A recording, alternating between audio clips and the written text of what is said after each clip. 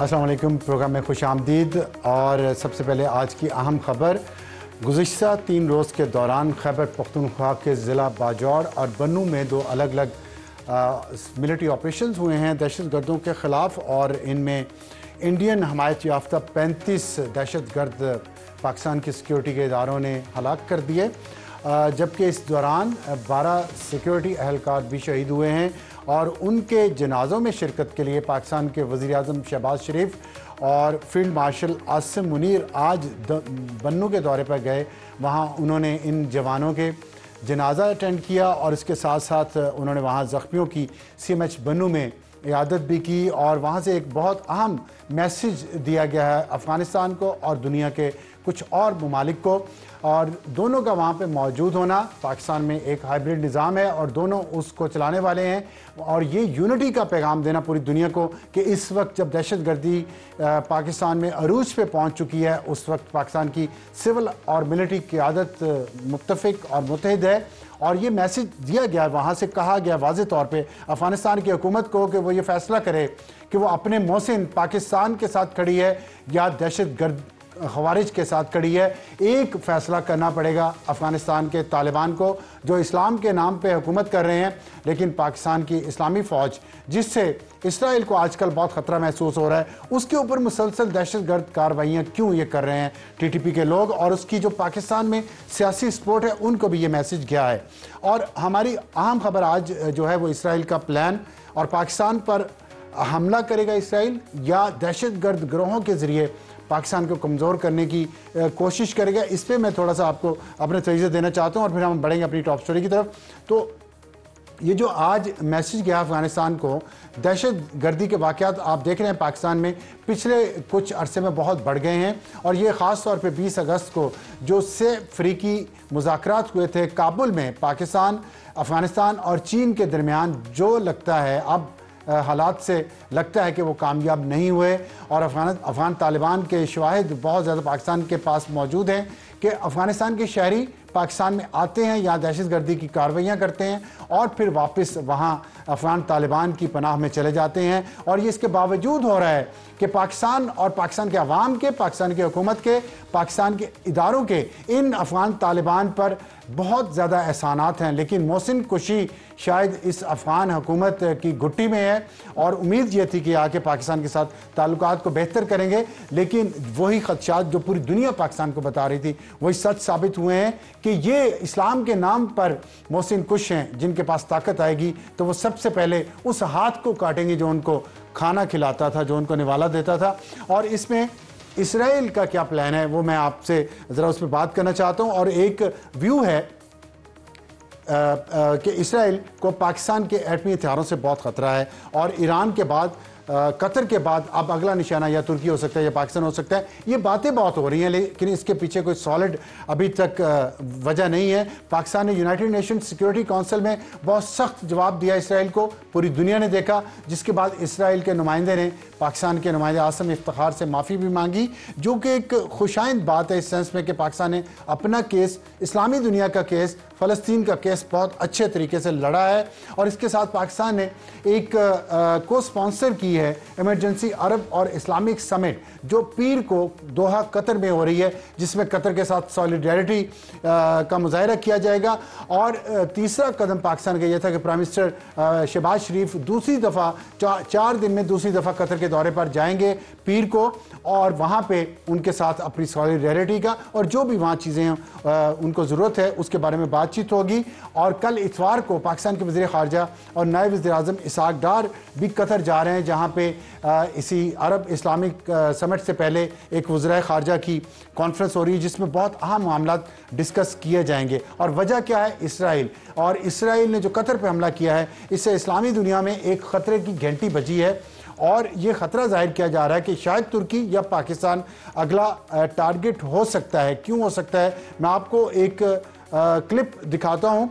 वज़ा खनफर हैं जो जिनका ताल्लुक फ़लस्तीन से, सहाफ़ी हैं, सीनियर, अल जज़ीरा के साथ काम करते रहे हैं, और वो सदर हैं अशर्क फोरम के, और उन्होंने किताब भी लिखी है जिसका नाम है द फर्स्ट स्प्रिंग। 2 खतरात का जिक्र किया गया है। एक तो ये कि इसराइल क्या डायरेक्ट हमला कर सकता है पाकिस्तान पे, جس کا جواب پاکستان کے DG/ISPR احمد شریف نے 9 جولائی 2025 کو دیا، وہ میں آپ کو سنواتا ہوں، لیکن 2 خطرات کا اظہار کیا کہ ایک ڈائریکٹ حملہ کر سکتا ہے، اور اگر ڈائریکٹ حملہ نہیں کر سکتا تو وہ پاکستان پر دباؤ بڑھائے گا دہشت گرد گروہوں کے ذریعے، تاکہ پاکستان میں ایک انتشار کی کیفیت پیدا ہو اور پاکستان کو پوری دنیا کا، خاص طور پہ امریکہ، کہ یہ جو آپ کے پاس نیوکلیر ہتھیار ہیں یہ ان دہشت گردوں کے ہاتھ میں جا سکتے ہیں، اس لیے آپ یہ ہمیں دے دیں۔ ان دونوں خطرات پہ میں بات کروں گا۔ پہلے جو اسرائیل کے حملے کی خطرے کی بات ہے اس پہ DG/ISPR نے 9 جولائی کو الجزیرہ کو انٹرویو دیتے ہوئے کیا کہا، سنیے گا۔ There is absolutely no concern whatsoever in the military that Pakistan can become the next target. Absolutely no concern. We are an established and declared nuclear power. The world has no experience of going to or even attempting to go into a misadventure against an established nuclear power. And if such a misadventure is taken or attempted to, then it will lead to horrific consequences which the world may not be able to endure. تو آپ نے سنا، یہ جواب تو اسرائیل کو دینے کے لیے پاکستان تیار بیٹھا ہے، اگر ڈائریکٹ حملہ کرنے کی اسرائیل نے کوشش کی، لیکن دوسرا جو خطرہ ہے وہ ہے کہ اگر اسرائیل حملہ نہیں کر سکتا تو وہ کیا کرے گا؟ وہ دہشت گرد گروہوں کو پاکستان میں پروموٹ کرے گا، ان کو سپانسر کرے گا، ان کو پیسہ دے گا، ان کو اسلحہ پرووائڈ کرے گا انڈیا کے ساتھ مل کے، اور یہی بدقسمتی سے جو اس وقت نظر آ رہا ہے ہمیں گراؤنڈ پہ، اور انٹیلیجنس رپورٹس بھی بار بار کوٹ کی جا رہی ہیں، اس کے مطابق پاکستان میں یہی ہو رہا ہے۔ TTP خیبر پختونخوا پاکستان کا جو ایک صوبہ ہے اس کو ڈیسٹیبلائز کیے ہوئے ہے۔ دونوں جگہوں پہ پاکستان کی فوج اور پاکستان کی پولیس اور پاکستان کے سیکیورٹی کے ادارے ان دہشت گرد گروہوں سے لڑ رہے ہیں، اور یہیں پہ پاکستان نے افغانستان سے یہ پوچھا ہے آج کہ کیا آپ اسرائیل کے ساتھ ہیں، انڈیا کے ساتھ ہیں، ان خوارج کے ساتھ ہیں، یا پھر آپ پاکستان کے ساتھ ہیں جس نے آپ پر اتنے سالوں احسان کیا۔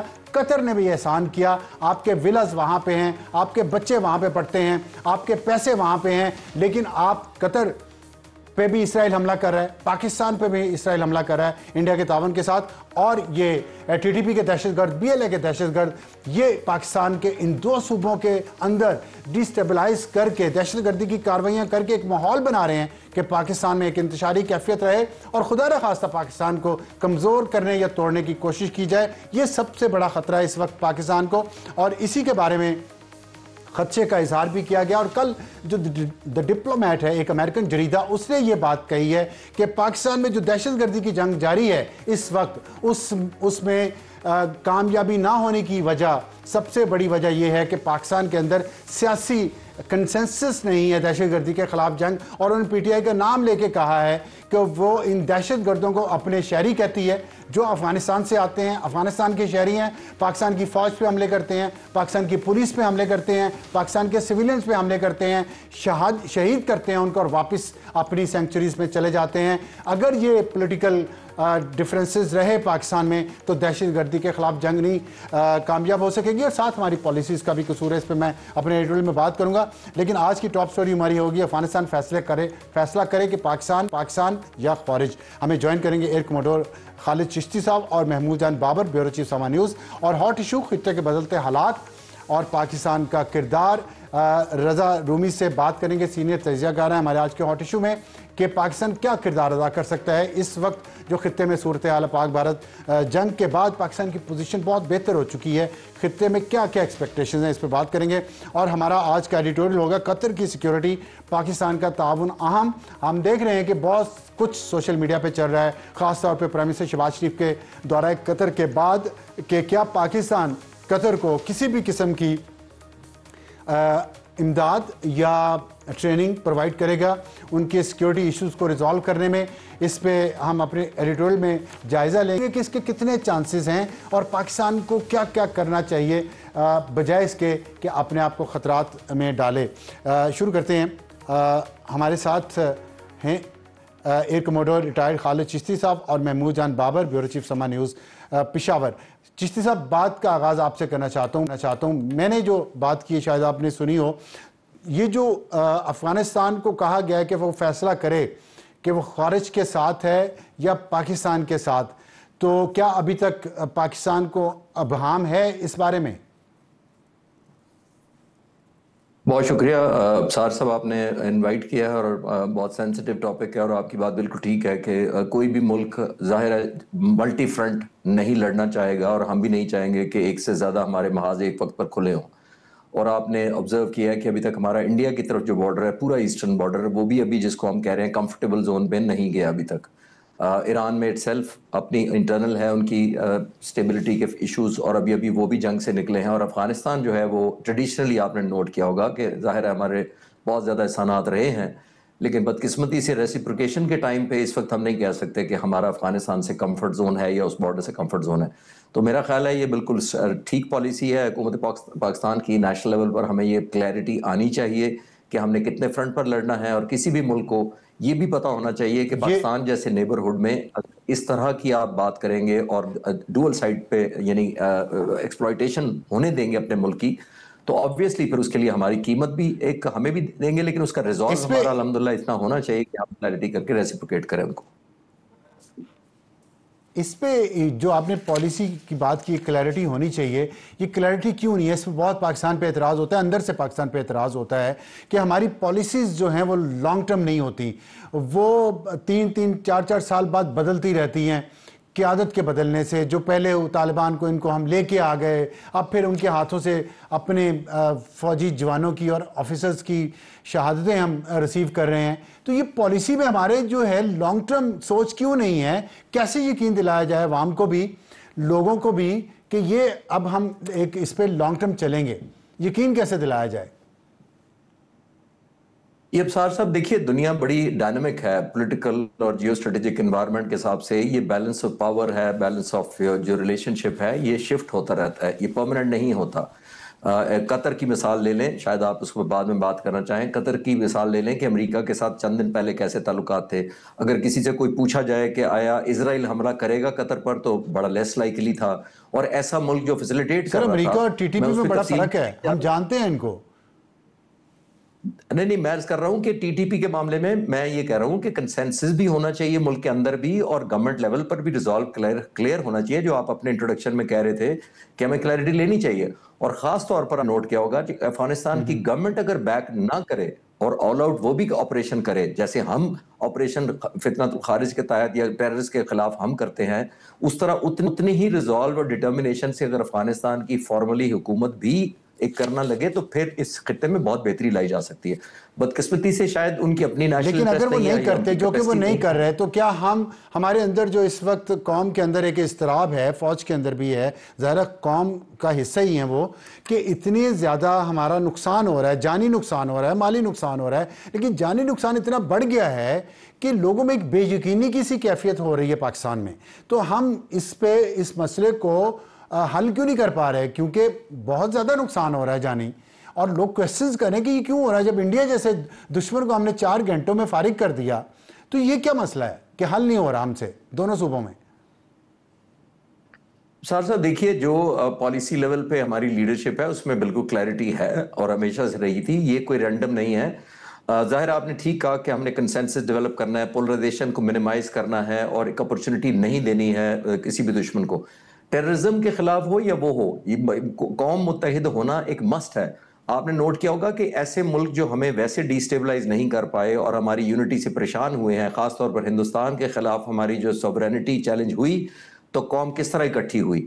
تو بہت سارے لوگوں کو اور سیگمنٹ کو ہمارے بارڈرنگ ایریاز میں کمفرٹیبل نہیں ہوں گے یا ہضم نہیں ہو رہی ہوگی یونٹی، اور ظاہر ہے وہ اسی طرح ایسے حالات کریٹ کر کے ایک بریچ آف کانفیڈنس کو اٹیمپٹ کرتے ہیں کہ شاید کانفیڈنس درمیان میں یا ریلیشن شپ یا ٹرسٹ کا جو ڈیفیسٹ پیدا کرنے کی کوشش کرتے ہیں ود ان دا کنٹری اور ود ان دا انسٹیٹیوشنز.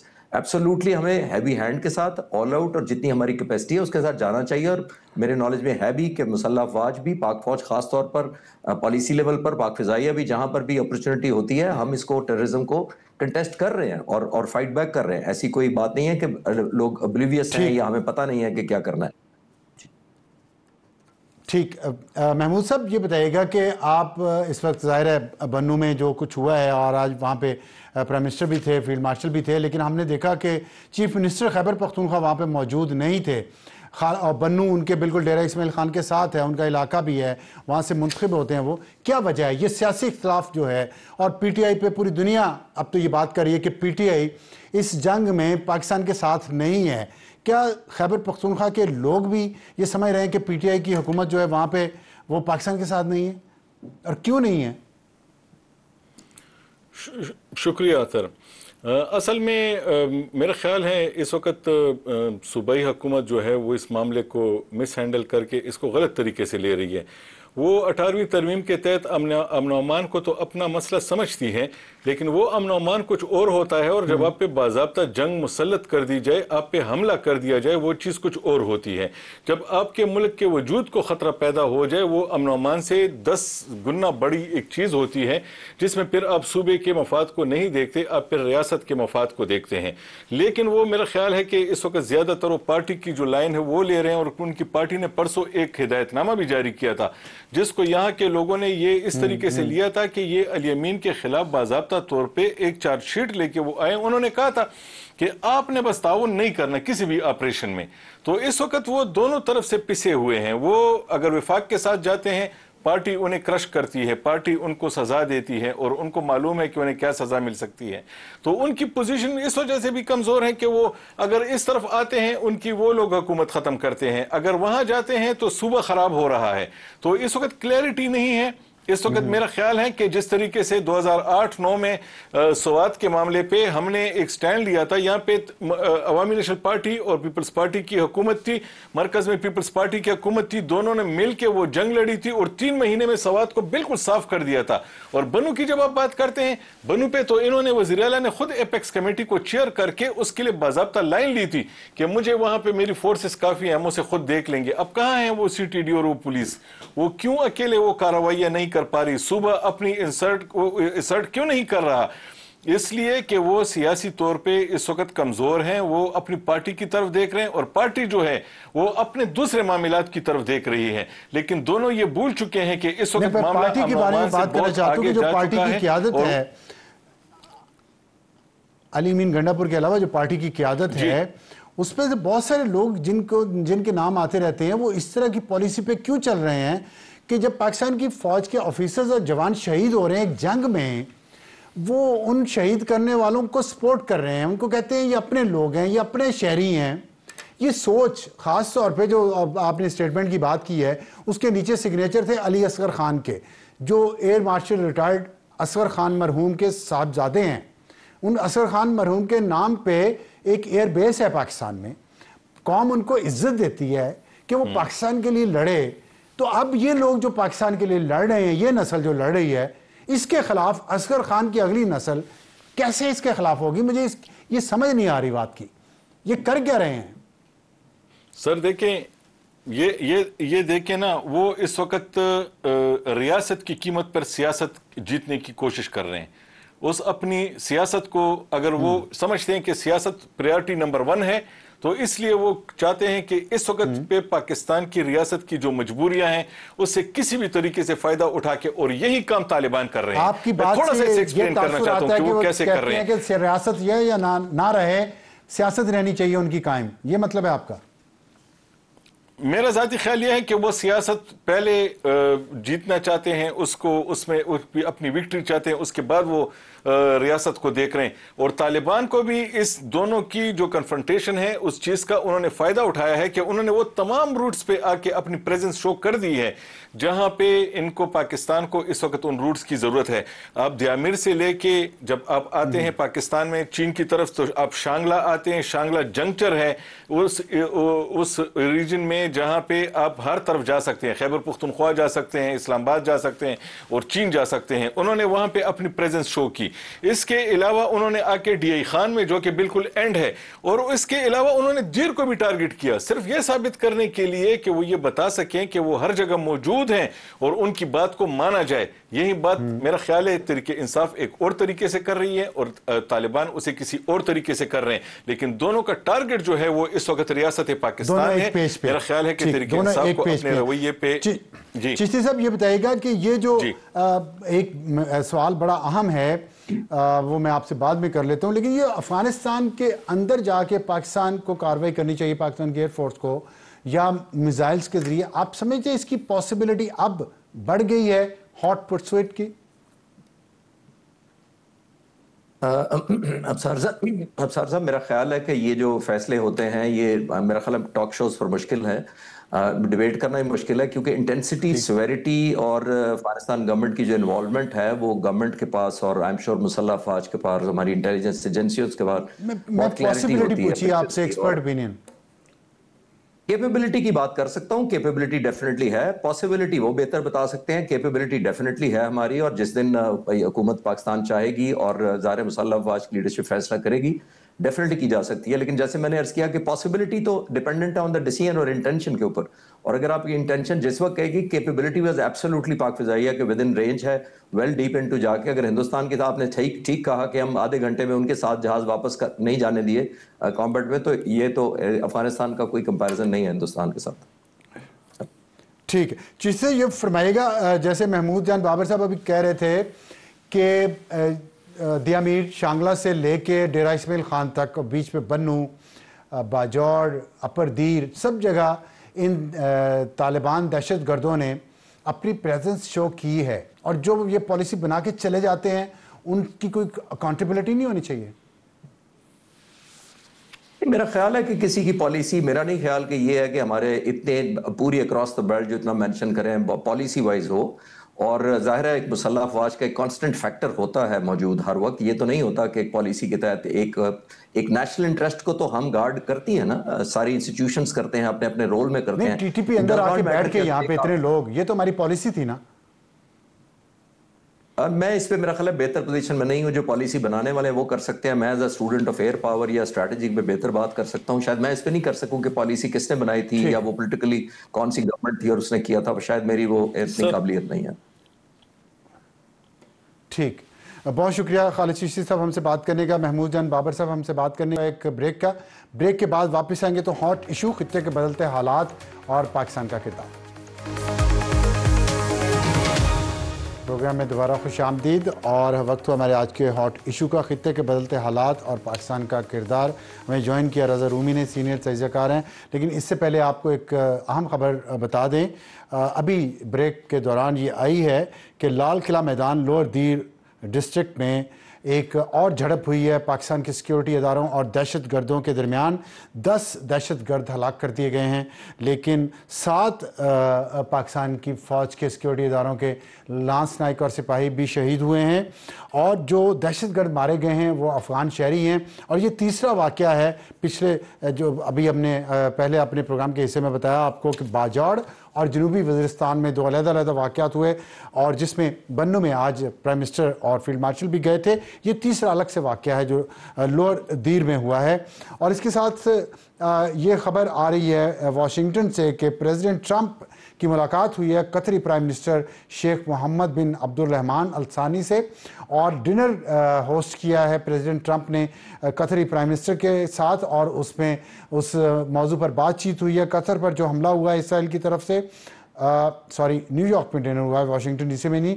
لیکن اس ڈنر پہ کیا بات چیت ہوئی ہے اس کی مزید تفصیلات نہیں دی گئی. اتنا پریزیڈنٹ ٹرمپ نے کہا ہے کہ گریٹ ڈنر تھا، جو ان کا سٹائل ہے کہ گریٹ ڈنر تھا، اور اس میں ظاہر ہے تشویش ہے سخت پائی جاتی اسلامی دنیا میں، اور منڈے کو عرب اسلامک سمٹ بھی ہو رہی ہے. رضا رومی صاحب، اتنی تیزی سے صورتحال تبدیل ہو رہی ہے، 3 دنوں میں 6 ملکوں پہ حملہ کیا ہے، 6 مسلم ممالک پہ حملہ کیا ہے اسرائیل نے: قطر، لبنان، فلسطین، تنیسیہ، یمن، اور ظاہر غزہ پہ وہ چل رہا ہے فلسطین پہ. کیسے دیکھتے ہیں آپ کہ یہ امریکہ کی ظاہر اس میں رضامندی تھی، کچھ عرب ممالک کی بھی تھی، تو اب کیا کریں گے یہ عرب ممالک اور مسلم ممالک؟ دیکھیے، جو قطر پہ حملہ ہوا ہے ابصار صاحب، میرے خیال سے وہ ایک ریڈ لائن تھی جو کراس کر دی ہے اسرائیل نے، اور اب دیگر عرب ریاستیں جو ہیں بالخصوص سعودی عربیہ اور کسی حد تک یو اے ای بھی، وہ بھی اس سوچ بچار میں مصروف ہو گئے ہیں کہ اب تو وہ بھی انسیکیور ہیں، کیونکہ اسرائیل نے جس طریقے سے قطر پہ حملہ کیا کسی بھی ریاست پہ وہ کر سکتا ہے.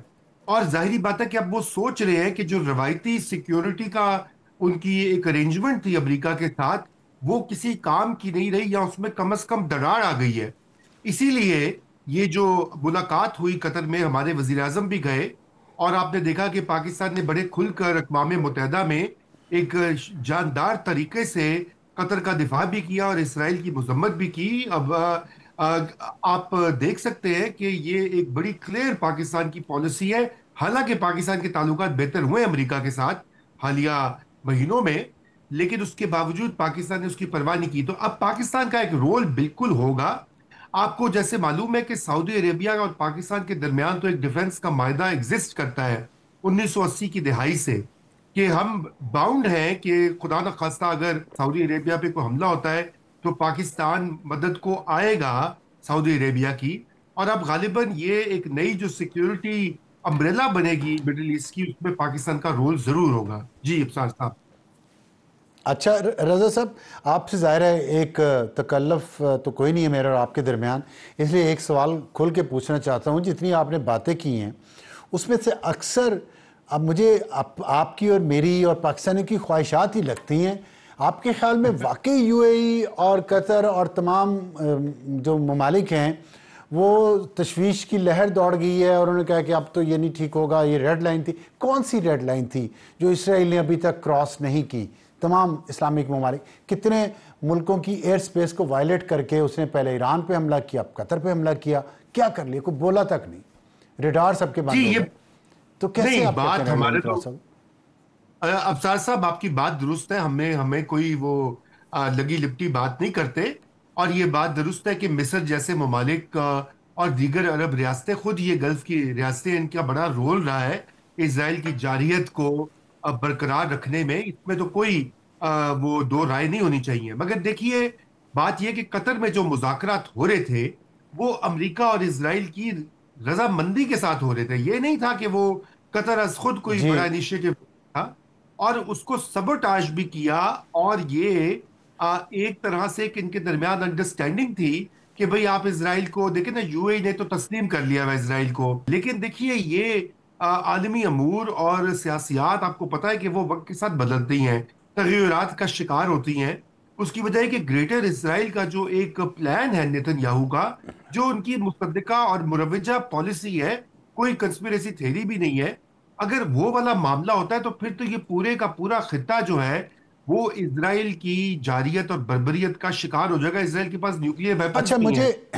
میں دو کوئک کویسچن کرنا چاہتا ہوں. ایک تو یہ بتائیے گا، جو ابھی آپ نے جو کہا کہ یہ انہوں نے امریکہ اور اسرائیل کی مرضی سے مذاکرات ہو رہے تھے، اور قطری پرائم منسٹر نے یہ بات کہی ہے یو این انٹرویو دیتے ہوئے سی این این کو، کہ یہ ہم سمجھ رہے تھے ہم سیولائزڈ لوگوں سے بات چیت کر رہے ہیں. اگر اسرائیل سیولائزڈ نہیں ہے اور آپ کہہ رہے ہیں ریڈ لائن بھی کراس کر لی ہے، تو کیا یہ جو عرب اسلامک سمٹ ہو رہی ہے منڈے کو، آپ سمجھتے ہیں اس میں کوئی ڈراسٹک سٹیپ لیا جائے گا؟